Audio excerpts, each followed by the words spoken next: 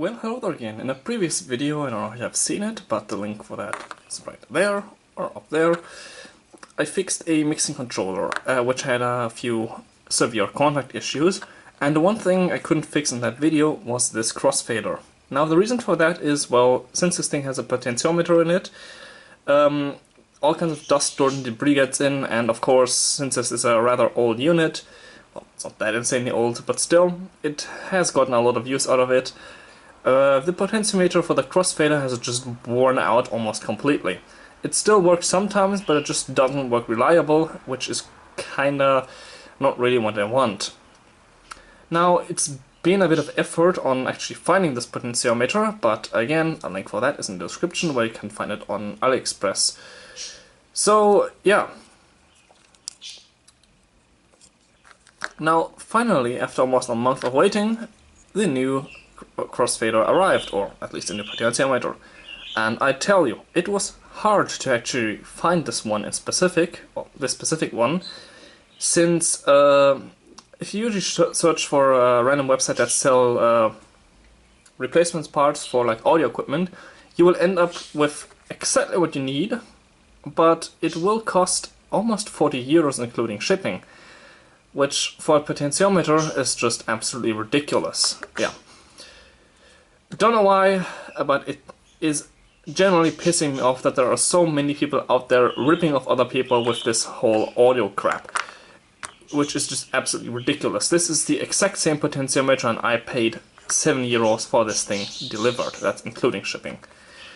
So, well, what's left to do now? Well, I have to desolder the old one in here and solder in the new one. Pretty simple. And then, of course, we're going to test it and see if it works. The main issue with this one here was sometimes you would get no audio whatsoever, or you would get audio, and it wouldn't fade out properly, and it wouldn't fade in properly. Sometimes you could just move it and the volume pretty much stayed the same. And also, this thing is, as you can see, it just doesn't move really nicely in there. It just is really sticky. This thing, on the other hand, look how smooth that is. That is super smooth.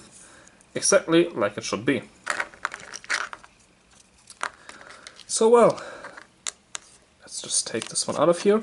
I don't have the actual original screws that this thing had, but I managed to dig around in a box full of random screws that I have.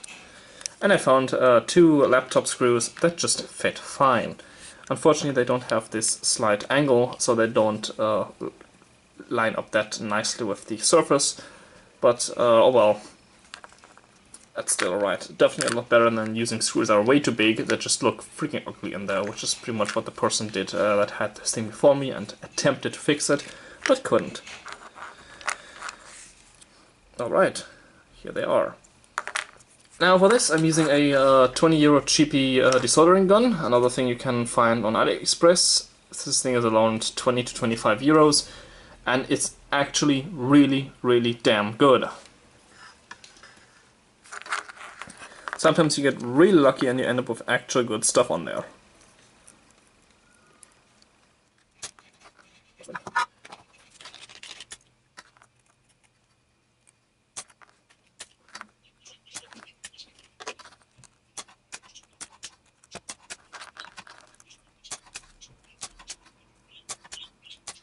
We can get the old potentiometer out.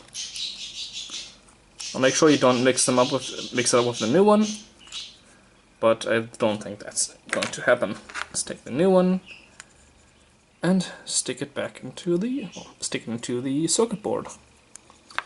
Oh, it seems the pins have gotten bent a little bit in shipping, but nothing fingernails can't fix.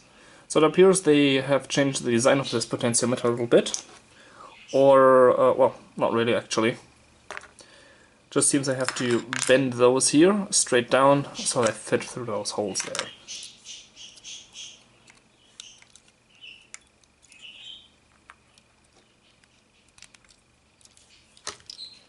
So now everything should fit. And it does. That is good.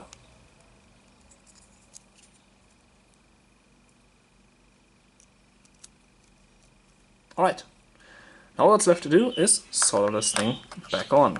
Alright, and, well, soldering pretty darn easy, so nothing really too special. Oops.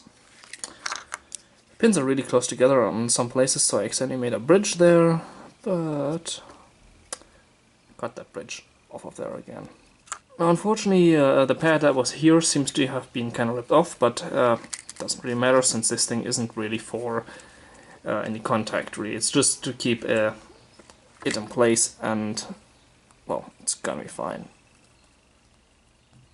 Since that circuit board which was used here doesn't appear to be of the highest quality, and well, it doesn't really need to be.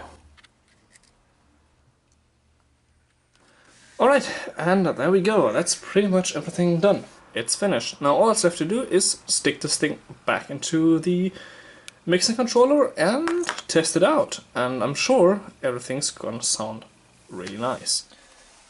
Alright, and it's back assembled. All nicely in here. Now as you can see, I have some audio playing on this thing, and it's just a song from YouTube audio library, as you can hear here. I have it on this one here. So if I move this one over here, it should slowly fade in, and yeah. And also fade back out. And as you can hear, it does it. And even if I move it back over here and wiggle it a little bit, the fault doesn't happen anymore. So yeah. So that's really nice now that it works just like it should. And yeah, that's pretty much it. That is this Vestax PMC 15 mixing controller fully refurbished again. So yeah, thank you for watching and goodbye.